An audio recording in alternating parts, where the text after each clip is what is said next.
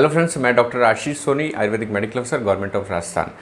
आज हम post Covid की अवस्था के बारे में बात करने वाले हैं। जो कोरोना की सेकंड लहर थी, उसके बाद जो पोस्ट कोविड अवस्था आई है, उसकी जो समस्याएं हैं, उसके जो सिम्टम्स हैं, वो तकलीफ़ें भी काफ़ी गंभीर सामने आई हैं। तो उसके बारे में आज हम शॉर्ट में डिस्कस करने वाले हैं।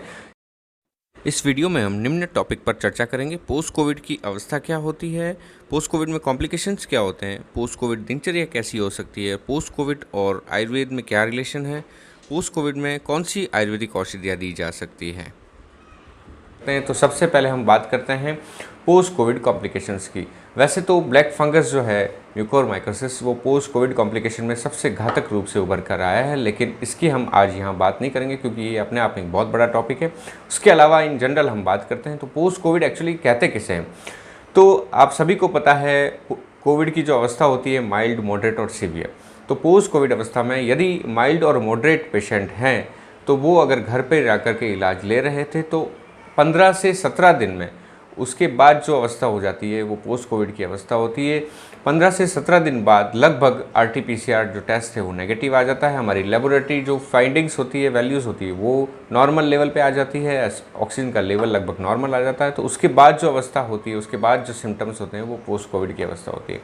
हम सबसे लास्ट बात करते हैं सीवियर फेज़ की। सीवियर फेज़ में यदि पेशेंट हॉस्पिटलाइज होता है, उसका ऑक्सीजन लेवल कम होता है, तो जितने दिन वो हॉस्पिटल में रहता है, चाहे 15 दिन, 20 दिन, 25 दिन, और जब तक ऑक्सीजन लेवल उसका कम रहता है तब तक की अवस्था कोविड की अवस्था है। उसके बाद जब उसको कंसल्टिंग डॉक्टर है डिस्चार्ज करता है तो उसके बाद जो अवस्था होती है, जब ऑक्सीजन का लेवल बराबर आ गया है उसका, या 90 से 93 के आसपास है, और जो सिम्टम्स आते हैं, जो एक्यूट सिम्टम्स से अलावा जो दूसरे सिम्टम्स आते हैं, वो पोस्ट कोविड की अवस्था होती है। तो पोस्ट कोविड कॉम्प्लिकेशन में सबसे इंपॉर्टेंट देखने को मिलता है रेस्पिरेटरी सिस्टम, हमारे श्वसन तंत्र से रिलेटेड सिम्टम। श्वसन तंत्र से रिलेटेड सिम्टम्स में चलने में सांस का फूलना, हमें सूखी खांसी कई बार महसूस होती है, नाइट में कफ, नाइट में खांसी महसूस होती है, हमें सांस लेने में हल्की हल्की दिक्कत होती है, लेकिन हम जब ऑक्सीजन लेवल चेक करते हैं तो हमारा 95, 94 से ऊपर आता है, लेकिन फिर भी हमें सांस लेने में ऐसा लग रहा है कुछ घुटन टाइप महसूस हो रही है। सांस हमें पूरी नहीं आती है, हम गहरा सांस लेने की कोशिश करते हैं लेकिन पूरा नहीं खींच पाते। तो ये रेस्पिरेटरी सिम्टम्स काफ़ी देखने को मिलते हैं। हम सेकंड बात करें गैस्ट्रोइंटेस्टाइनल यानी कि पेट संबंधित बीमारी। तो पेट संबंधित जो लक्षण होते हैं उसमें खाने का नहीं पचना, भूख हमारी डिस्टर्ब हो जाती है, कई प्रकार के हम मेडिसिन खाते हैं उससे भी ये हो सकता है, कॉम्प्लिकेशन से भी हो सकता है, और कोविड इटसेल्फ से भी ये कुछ समस्याएं देखने को मिल सकती है। तो खाने का ना पचना, आंतों में सूजन रहना, गैस्ट्राइटिस, एसिडिटी की समस्या, या फिर भूख का न लगना, तो ये सारे लक्षण जो है हमारे पेट से संबंधित भी आ सकते हैं पोस्ट कोविड फेज़ में। थर्ड हम बात करते हैं मस्कुलर स्केलेटन, यानी कि हमें मांसपेशियों में, जॉइंट्स में पेन महसूस हो सकता है, फटीग महसूस हो सकता है, थकावट महसूस हो सकती है। सबसे इंपॉर्टेंट देखने को मिला है जो हमारे लोअर लिम्ब है, दोनों पाँवों में काफ़ी पेंडलियों की मसल्स में काफ़ी दर्द देखने को मिलता है, जॉइंट्स में पेन देखने को मिलता है। इवन कई बार हमने देखा है कि एक 1.5 महीनों तक जॉइंट्स में पेन हल्का हल्का देखने को मिलता है। तो ये पोस्ट कोविड सिम्टम्स में भी आते हैं। हम फोर्थ बात करें CVS से रिलेटेड सिस्टम की, हमारे कार्डियोवास्कुलर सिस्टम से रिलेटेड सिम्टम्स की, जिसमें सबसे ज़्यादा आजकल पोस्ट कोविड फेज़ में कार्डियक अरेस्ट देखने को मिलता है, मायोकार्डियल इन्फार्क्शन ज़्यादा देखने को मिलता है, जिससे हार्ट अटैक होने की संभावना रहती है, पाल्पिटेशन, घबराहट, बेचैनी, हृदय की धड़कन उत्तेजित हमें महसूस होती है। तो ये भी पोस्ट कोविड के एक तरह का सिम्टम्स या कॉम्प्लिकेशन है। फिफ्थ हम बात करते हैं CNS सिस्टम की। हमें एंजाइटी या इस तरह का तनाव, नींद का कमी महसूस होना या मन न लगना, उदासी रहना, ये सभी एक तरह से पोस्ट कोविड कॉम्प्लिकेशंस में सम्मिलित हो सकते हैं। हम नेक्स्ट क्वेश्चन की बात करते हैं, आयुर्वेद और पोस्ट कोविड में क्या रिलेशनशिप है, आयुर्वेद किस नज़रिए से पोस्ट कोविड को देख सकता है। तो आयुर्वेद में 7 प्रकार की धातुएं बताई गई हैं, रस, रक्त, मांस, मेद, अस्थि, मज्जा और शुक्र। तो पोस्ट कोविड जो फेज़ होती है वो इन्हीं धातुओं में कम और ज़्यादा, मोर और लेस, प्रकृति के अनुसार, रोगी के अनुसार, व्यक्ति के अनुसार इन्हीं धातुओं में क्षय की अवस्था होती है, या यूं कहें तो सेलुलर लेवल पे जो ऑक्सीजन की कमी होती है उसी प्रकार के क्षय, धातुओं की क्षय की अवस्था पोस्ट कोविड फेज़ में मानी जाती है। उसी से रिलेटेड सिम्टम्स भी हमें पोस्ट कोविड फेज़ में देखने को मिलते हैं। पोस्ट कोविड फेज़ में हमारी जो जीर्ण ज्वर की अवस्था होती है, पुराने बुखार, विषम ज्वर की अवस्था होती है, जिसे आप यूं कहें तो टाइफाइड के रिसेम्बल्स जो सिम्टम्स होते हैं वो देखने को मिलते हैं, जैसे कि स्वाद का ना रहना, भूख में कमी आना, बदबू आना, खाने में बदबू जैसा आना, हमारे शरीर में हल्की हल्की भीनी भीनी बदबू जैसा लगना, हमारे हाथ पाँव में दर्द रहना, हाथ पाँव हथेलियों पंजों में जलन रहना, फटीग रहना, तो ये जीर्ण ज्वर के लक्षण हो सकते हैं एक प्रकार से। और दूसरा, हमारी अग्नि मंद हो जाती है। तो ये 3 प्रकार से हम उसको आयुर्वेद के कोरिलेशन में देख सकते हैं। अग्नि हमारी विषम हो जाती है तो उसे हम उस लेवल पर जाकर के हमें इलाज देना होता है। फोर्थ, हम बात करें कि पोस्ट कोविड दिनचर्या कैसी होनी चाहिए। तो पोस्ट कोविड दिनचर्या का मतलब होता है आपका सुबह उठने से लेकर के रात को सोने तक का जो पूरा शेड्यूल है, आपका जो पूरा दिन में आप जो करते हैं, कैसे रहते हैं, क्या खाते हैं, क्या पीते हैं, वो आपकी दिनचर्या कहलाती है। तो इसमें मुख्य रूप से आहार और विहार 2 वर्ड्स होते हैं जो हम सम्मिलित करते हैं दिनचर्या में। आहार आपका कैसा होना चाहिए पोस्ट कोविड फेज़ में, उसके बारे में हम डिस्कस करते हैं। आहार आपका संतुलित आहार होना चाहिए। सभी रसों, जितने भी आयुर्वेद में रस बताए गए, मधुर, अम्ल, लवण, कटु, तिक्त, कषाय, व्यक्ति की प्रकृति के अनुसार, जो रोग के अनुसार किस प्रकार के लक्षण रहे उसके अनुसार हमें रसों का सेवन जो है आहार में लेना चाहिए। संतुलित आहार का हमें सेवन करना चाहिए। हल्का आहार हमें लेना चाहिए, सुपाच्य आहार लेना चाहिए, ताज़ा गर्म आहार हमें लेना चाहिए। जब हमें भूख लगे, यानी हमारी अग्नि जब उत्तेजित हो, तब हम आहार लें। समय के अनुसार आहार ना लें, हमारी भूख लगने की स्थिति के अनुसार हमें आहार लेना चाहिए। समय पे खाना चाहिए, खाने के ऊपर खाना नहीं खाना चाहिए। तो इन चीज़ों का, इन खानों के जो नियम हैं, खाना भोजन के जो नियम हैं, उनका विशेष रूप से ध्यान रखना चाहिए। और साथ में प्रोटीन डाइट का आपको लेना इसमें अच्छा माना गया। प्रोटीन सोर्स जो, अगर वेजिटेरियन हैं तो राजमा और दालें कई तरह की होती है, पनीर होते हैं, इस तरह के कई तरह के सोर्स होते हैं जो पनीर, इसमें हमें प्रोटीन मिलता है, तो वो हमें प्रोटीन रिच डाइट इसमें ज़रूर लेनी चाहिए। हमें कलरफुल फ्रूट्स का सेवन ज़रूर करना चाहिए। हर तरह के फ्रूट्स का सेवन करना चाहिए। अलग अलग प्रकार के कलर होते हैं जो फ्रूट्स के, उनको कलरफुल फ्रूट्स का ज़रूर सेवन करना चाहिए।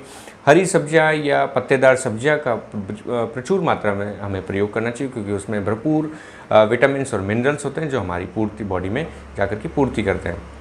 ड्राई फ्रूट्स में हम मुनक्का, अंजीर और बादाम का सेवन ज़रूर कर सकते हैं, तो ये आपके लिए बहुत फ़ायदेमंद हो सकते हैं। और आहार में मैं आपको एक रेमेडी बताता हूँ जो बहुत अच्छी और फ़ायदेमंद है। टमाटर का सूप होता है, उसके अंदर आप दालचीनी, अदरक, काली मिर्च और तुलसी के पत्ते डाल करके उसका सेवन करिए। वो एक तरह से प्रॉपर एंटीऑक्सीडेंट का रूप करेगा, आपकी अग्नि को बढ़ाएगा, पाचन की क्षमता को बढ़ाएगा और साथ साथ में आपके विटामिन को भी पूर्ति करेगा। तो टमाटर का सूप बनाइए आप, वो भी बहुत आपके लिए अच्छा माना जा सकता है।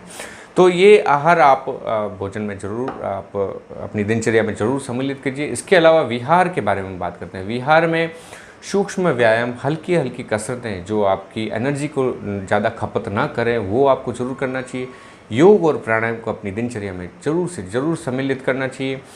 हमें हमारे दिनचर्या में पॉजिटिव सोच, सकारात्मक ऊर्जा जो हमें देती है, उस प्रकार की हमें दिनचर्या करनी चाहिए। हम रुचि रखते हैं, जिस प्रकार की हम हॉबी होती है, हमारी पेंटिंग हो सकती है, सिंगिंग हो सकती है, या कुछ भी हमारी जो हॉबी होती है, उसको आप ज़रूर, अपने शौक़ को ज़रूर आप उसमें अपनी दिनचर्या में सम्मिलित करिए। कवल और गंडूश करके एक आयुर्वेदिक प्रक्रिया बताई, प्रोसीजर बताया गया, जिसमें हम तेल से जो है कुल्ला करते हैं, गार्गल करते हैं, तो वो हमें दिनचर्या में शामिल करना चाहिए। नाक में प्रतिमर्श नस्य, या तो देसी गाय का घी जो है वो डाल 2-2 बूंद डाल सकते हैं, या षडबिंदु तेल या अणु तेल, कई प्रकार की, वो आपकी प्रकृति पर निर्भर करता है, तो वो आपको अपनी दिनचर्या में शामिल करना चाहिए। तो आहार और विहार, इस प्रकार से आप अपनी दिनचर्या को सुदृढ़ बनाएंगे तो आप बिना किसी दवाइयों के जल्दी ठीक हो पाएंगे। योग और प्राणायाम पोस्ट कोविड की फेज़ में अत्यधिक फायदेमंद रहता है, आपको इसकी दिनचर्या में ज़रूर से ज़रूर शामिल करना चाहिए। योग और प्राणायाम आपकी शारीरिक क्षमता के साथ साथ मानसिक क्षमता को भी बढ़ाता है। योग में आप सूक्ष्म व्यायाम, जो हल्की हल्की जो एक्सरसाइज हो सकती है, जो माइनर एक्सरसाइज होती है, वो आप ज़रूर शामिल करिए। इस प्रकार जैसे ताड़ासन है, पवन मुक्तासन है, शशांक आसन है, गोमुख आसन है, इस प्रकार के आप हल्के आसन जो है अपनी दिनचर्या में ज़रूर सम्मिलित करिए। साथ ही प्राणायाम में आप उज्जयी प्राणायाम, नाड़ी शोधन प्राणायाम जिसे अनुलोम विलोम भी कहते हैं, भस्त्रिका प्राणायाम या भ्रामरी प्राणायाम, और साथ में शीतली प्राणायाम का प्रयोग आप कर सकते हैं। ओम शब्द का उच्चारण करें। तो ये सब चीज़ें आपके मेंटल लेवल पे और फिज़िकल लेवल पे दोनों में बहुत फ़ायदेमंद है। आपको जल्दी ही जो पोस्ट कोविड कॉम्प्लिकेशन की अवस्था है उससे निकालने में बहुत मददगार हैं। अब बात करते हैं आयुर्वेदिक क्या औषधियाँ हम ले सकते हैं पोस्ट कोविड फेज़ में। तो सबसे पहले इम्पॉर्टेंट ये बात है कि आयुर्वेदिक औषधियों को अगर प्रयोग करना जा रहे हैं तो आप आयुर्वेदिक चिकित्सक की सलाह से ही औषधियों का प्रयोग करें। मोटे मोटे मैं रूप से बता देता हूँ, आयुर्वेदिक औषधियाँ जो पोस्ट कोविड फेज़ में दी जाती है उसमें रसायन चिकित्सा के दी जाती है, अग्निवर्धक जो आपकी अग्नि को, पाचक अग्नि को सही करती है उसकी चिकित्सा की जाती है, और आपके श्वसन तंत्र को जो औषधियाँ ऐसी होती है जो मजबूती देती है, तो वो औषधियों का प्रयोग इसमें ज़्यादा किया जाता है। तो इस प्रकार की औषधियों को ज़्यादा प्रयोग किया जाता है। अश्वगंधा, मुलेठी, पिप्पली, इन प्रकार की औषधियों को एज ए रसायन चिकित्सा के रूप में प्रयोग किया जाता है। और जो श्वसन तंत्र होता है उस पर हम वासा, कंटकारी, इस प्रकार की जो दवाइयाँ होती है उसका प्रयोग जो है अधिक मात्रा में करते हैं। द्राक्षावले और द्राक्षासव जो है आपकी पेट के लिए बहुत अच्छे माने गए हैं और आपकी बॉडी में एनर्जी के लेवल को भी रिस्टोर करते हैं। साथ में यदि फीवर हमें कंटिन्यू बना रहता है या हल्का हल्का फीवरिश बॉडी में महसूस होता है, जीर्ण ज्वर की स्थिति जैसे महसूस होती है, तो माँ सुदर्शन घनवटी, अमृतारिष्ट का प्रयोग हम कर सकते हैं। लेकिन इन सभी औषधियों, आयुर्वेदिक औषधियों का प्रयोग आयुर्वेदिक चिकित्सक की सलाह से ही करें, क्योंकि ये औषधियाँ अपनी जो व्यक्ति की, रोगी की जो दोषों की स्थिति होती है उसके अनुसार काम करती हैं, व्यक्ति की, रोगी की जो प्रकृति होती है उसके अनुसार काम करती है। तो कोई भी औषधि का प्रयोग आप आयुर्वेदिक औषध चिकित्सक की सलाह से ही ज़रूर से ज़रूर करें। साथ में जो हिपेटोप्रोटेक्टिव या फिर आप यूँ कहें तो आपके लीवर से संबंधित अगर एंजाइम डिस्टर्ब हो जाते हैं, आपके एनर्जी लेवल के लिए, आपके पाचन तंत्र के लिए, और आपकी जो विभिन्न तरह के जो विष आपके शरीर में बनते हैं कोविड के फेज़ में, उनके लिए एक मात्र जो है भूम्यामल की औषधि होती है, उसका प्रयोग भी बहुत अच्छा देखने को मिला है, उसका भी रिजल्ट हमें अच्छे मिले हैं।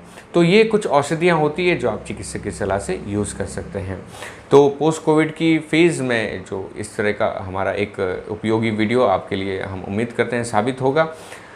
चलते हैं, आज की वीडियो में इतना ही, नेक्स्ट वीडियो में मिलते हैं। धन्यवाद, नमस्कार।